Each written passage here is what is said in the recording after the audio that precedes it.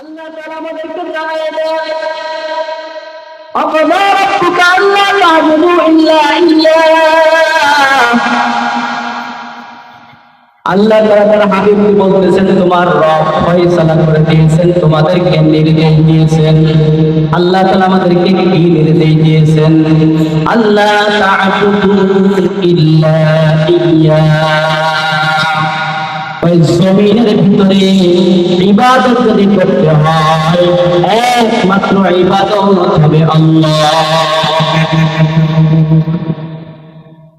যেই রব আমাদেরকে জমিনের ভিতরে পাঠিয়েছেন, রবের ইচ্ছায় আমরা জমিনের ভিতরে এসেছি, আবার রবের ইচ্ছায় জমিন থেকে আমাদের রওনা করা লাগবে। দুনিয়ার ভিতরে আমরা কেউ ছিলাম না, এখন আছি, আবার আমরা কেউ ভবিষ্যতে থাকবো না। হালাকা আলাল ইনসানি হিনুম মিনাদ দাহরি লাম ইয়াকুন শাইআন মাযকুরা। আল্লাহ তাআলা সূরাতুত তাহারের ভিতরে আমাদেরকে জানায় দেন, বান্দা বিশাল একটা সময় গিয়েছে, এই সময় তোমার কোনো অস্তিত্ব জমিনের ভিতরে ছিল না। এক ফোঁটা নাপাক গঙ্গা পানির মাধ্যমে তুমি জমিনের ভিতরে এসেছো, মা বাবার পেট হয়ে, তাদের মাধ্যমে মায়ের পেট হয়ে জমিনের ভিতরে তুমি পদার্পণ করেছ। এই যে তুমি পদার্পণ করলে, তোমার মা যাকে জমিনের ভিতরে তুমি পেয়েছো, তোমার মাকেও সৃষ্টি করেছি আমি আল্লাহ। তুমি যাকে বাবা বলে ডাকতেছো, সেই বাবাকেও সৃষ্টি করেছি আমি আল্লাহ। তুমি যে মায়ের পেটে জমিনের ভিতরে আসলে, তোমাকে সৃষ্টি অন্যজন করে নাই রে বান্দা, তোমাকেও সৃষ্টি করেছি আমি আল্লাহ। তাইলে শুরু থেকে একেবারে শেষ পর্যন্ত আমি আল্লাহ তোমার সঙ্গে আছি। সুতরাং ইবাদত যদি করতে হয়, ইবাদতটা করতে হবে একমাত্র আল্লাহ। আকাদা রাব্বুকা আল্লা তা'বুদু ইল্লা ইয়্যাহ। আল্লাহ তাআলা রাসূলকে বলতেছেন, হাবিব আপনি আপনার উম্মতদেরকে জানায় দেন, আমি আল্লাহ তাআলা নির্দেশ দিয়েছি আমার বান্দাদেরকে, তারা জমিনের ভিতরে যতদিন হায়াতে জিন্দেগিতে বেঁচে থাকবে, ততদিন পর্যন্ত ইবাদত করবে আমি আল্লাহ। যত নবী রাসূল জমিনের ভিতরে এসেছে, হযরত আদম আলাইহিস সালাম থেকে শুরু করে আমাদের নবী জনাব মুহাম্মদ রাসূলুল্লাহ সাল্লাল্লাহু আলাইহি ওয়াসাল্লাম পর্যন্ত 1 লক্ষ বা 2,24,000 পয়গম্বর আল্লাহ তাআলা কম বেশি দুনিয়ার ভিতরে পাঠিয়েছেন। সকলেরই প্রথম দাওয়াত ছিল, তোমরা মেনে নাও একমাত্র আল্লাহ। শুআয়ব আলাইহিস সালাম বলে মেনে নাও আল্লাহ, মূসা বলে মেনে নাও আল্লাহ, ইবাদত করবে একমাত্র আল্লাহ। কারণ সেই আল্লাহ আমাদেরকে জমিনের ভিতরে পাঠিয়েছেন, তিনি হলেন মূল হকদার। সিজদা যদি করতে হয় বান্দা শিরক করবা না, খবরদার শিরক করবা না, একমাত্র ইবাদত করবা আল্লাহর। সিজদা যদি দিতে হয়, সিজদা দিবা একমাত্র আল্লাহ। কোন কিছু যদি চাওয়ার থাকে দুনিয়ার কোনো মানুষের কাছে চাবা না।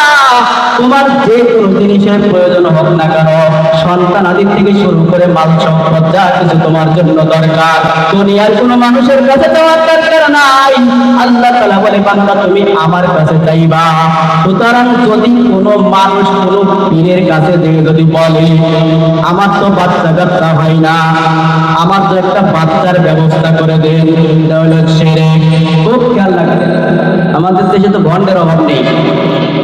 ইবাদত করবে আল্লাহ, যাবে আল্লাহ তাআলার কাছে। আল্লাহ তো উজিবু দাওয়াতাদ দাঈ ইযা দাআন।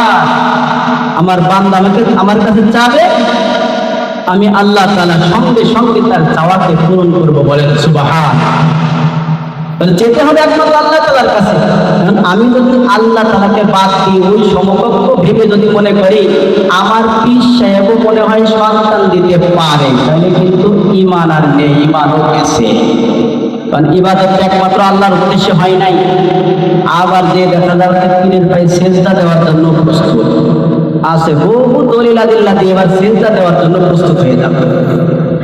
সিজদা দিতে হবে কার আর দেয় কার? যে আল্লাহ তাআলা কপালকে বানিয়েছেন, সেই আল্লাহ তাআলার সিজদা নাই, সিজদা আবার আরেকজনের দিতে চান। সম্মানিত হাজিরিন, খবরদার পীরের পায়ে সিজদা দিতে দেন না, তাদের কাছে যে কোনো কিছু চেন না, দুনিয়ার কোনো মানুষের কাছে কোনো কিছু চেন না, যা চাবে একমাত্র আল্লাহ তাআলার কাছে চাবেন, আর যা কিছু করবেন সেটাও একমাত্র আল্লাহ তাআলাকে রাজি খুশি করতে সে পারবে। এজন্য আল্লাহ তাআলা বলতেছেন ওয়াকাদা রাব্বুকা আল্লা তা'বুদু ইল্লা ইয়্যা।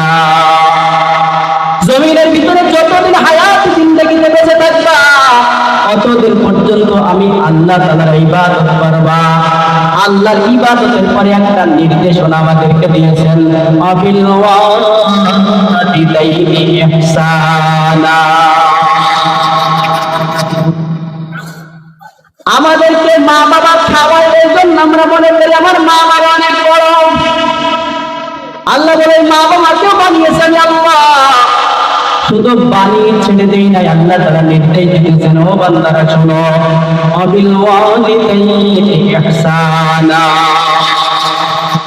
তোমার ওই মা বাবার মাধ্যম নিয়ে তুমি দুনিয়ার ভিতরে এসেছো, তুমি যে মুখ দেখেছো দুনিয়ার, ওইটা তোমার হিসাব রাখতে হবে।